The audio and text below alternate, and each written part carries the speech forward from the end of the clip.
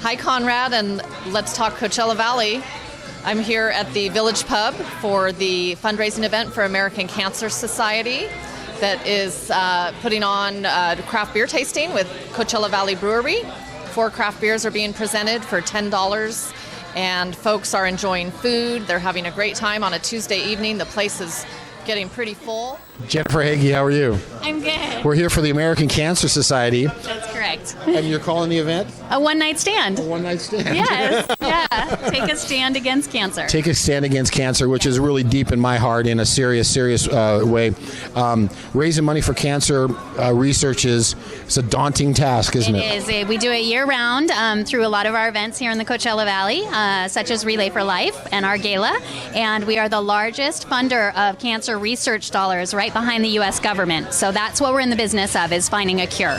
Well, with that question, are we any closer today with advances in medicine and research and development and possible cures? How close are we? Is it real? Well, it's very difficult to say. I'm not a researcher for the American Cancer Society. I thought you were going to give me a date and a time. I mean, what's going on here? But we are making great advances, and we have funded researchers at UCLA Medical Center, as close by as USC and UC Riverside and UC Irvine, and they're actually making strides on a daily basis. The drug that helps breast cancer survivors prolong their lives was actually invented by an American Cancer Society funded researcher. So that's a breakthrough that's happened just within the past 5 years or so, and they're coming up with new testing on a daily basis. So tests that aren't necessarily available will be available for screenings in the coming years and months. What about when it comes to price? Sometimes treatments for cancer, certain treatments, again, I'm not a doctor, $3,000-$4,000 a half an hour visit. Mm-hmm. Is that going to change? Is it going to get cheaper?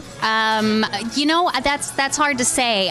But we like to help patients offset the costs of treatment in ways that our volunteers can give back, such as free transportation to and from their treatment, free wigs for women who are going through the chemotherapy process and losing their hair. Wigs are very expensive, and we do free wigs at Lucy Kersey Cancer Center at Eisenhower every Monday afternoon from 2:30 on. So we do free lodging if you have to come from out of town to Eisenhower or Desert Regional Medical Center for your treatment. We'll put you up in a hotel for free.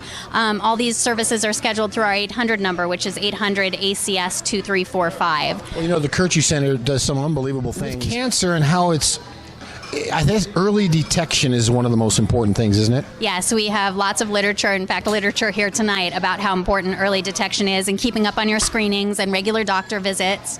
So if you can catch it early, then it makes all the difference in the world. Is the most common cancer breast cancer? I heard it was skin cancer. Actually, lung. It's what? Lung Cancer. Is that attributed to just smoking, or you can get it from secondhand smoke? Or? It's a variety of factors. Of course, smoking is way up there, but the American Cancer Society is making great strides in smoking cessation awareness programs and getting tobacco out of the hands of young people, because that's typically where it starts, is at a very young age, and that's where they get addicted. So tobacco use is on the decrease, which is great, but yes, smoking and environmental hazards, occupational hazards, those all contribute to lung cancer. Well, it's interesting. My uncle got emphysema in the old days, like the 60s, secondhand smoke. Yeah. I learned very young that smoking wasn't probably the right thing to do. Mm-hmm. Well, are kids not smoking, or you said decrease? Yeah, it is. So the use of tobacco products is decreasing, but now what we're dealing with are electronic cigarettes, which are on the rise. So kids don't necessarily think that those are bad for them, but there's tons of carcinogens and toxins in electronic cigarettes that have a whole nother series of problems that can lead towards cancer. So those are not better, and a lot of people think that that's a good alternative. Yeah. It's not. There's poison in those, just like there is in regular tobacco cigarettes. I really commend you for what you're doing. Thanks for being here tonight. American Cancer Society is having an event here at the Big Pub and Village Pub, which has been here since 1996. So it's really exciting. Yeah. Thanks for your time. Thank you. You do great. Thanks. Ingrid, how are you? I'm good. How are you? Oh my gosh, it's so exciting. We're at the Village Pub, downtown Palm Springs, getting ready for the American Cancer Society. And you're the general manager here. I am. Tell me a little bit about the place and what are we looking forward to tonight? Well, we've got the Coachella Valley Brewery out here, and you can purchase a wristband for $10. That goes back to the American Cancer Society. You get a little tasters of 4 of their different beers, and it's all for a good Chef cause. George with Village Pub. How are you, buddy? Good, thank you. Good. We're here with at the Village Pub, celebrating raising money for cancer, American Cancer Society. It's a great cause. Hopefully, we can get a cure. Tell me a little bit about the Village Pub and how they're involved. We decided to create an event including a local brewer, Coachella Valley Brewer. So we call it One Night Stand Up Against Cancer. So what the event is, we're trying to help raise funds for the American Cancer Society.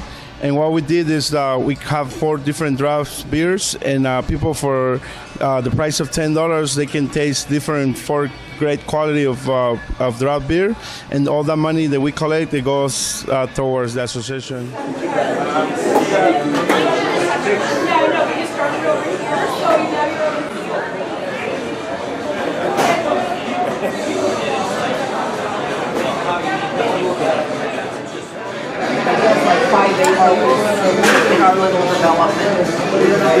You guys having a good time? We're having a great time. All right. Join us.